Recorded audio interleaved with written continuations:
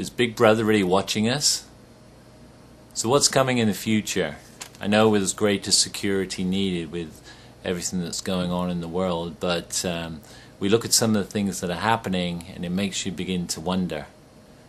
From our first article here out of London, we see an iris scanner.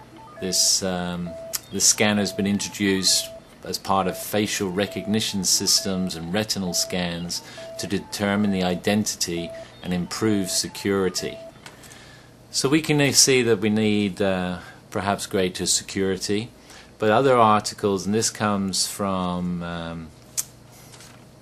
Newsday on 10/14/2004, and it says that medical ID implants have been okayed. It's official. The Food and Drug Administration yesterday gave permission for humankind to get a digital upgrade, receiving an implantable electronic tag for computerized medical information. So this has been introduced to us under the disguise of medical information. And the way it would be used is that under an implant procedure, the doctor administers a local anesthetic to the patient, then uses the special injector to place the right-sized ID capsule under the collarbone or into the triceps muscle on the arm. This injector can also remove the device.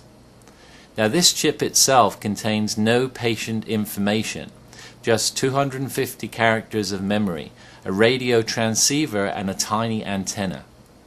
A scanner checks the code, then pulls up the patient data through the internet display on a computer screen. So this chip is not actually going to hold any information, but when it comes into the vicinity of a computer, it will be able to access everybody's information via the internet. And from Mexico, we get other information, again reported in Newsday on 10/15/04. And here from Mexico City it reads that Mexico's chief crime buster is walking around these days with a chip on his shoulder. And it says that in Mexico they have started to put chips into important law enforcement officers.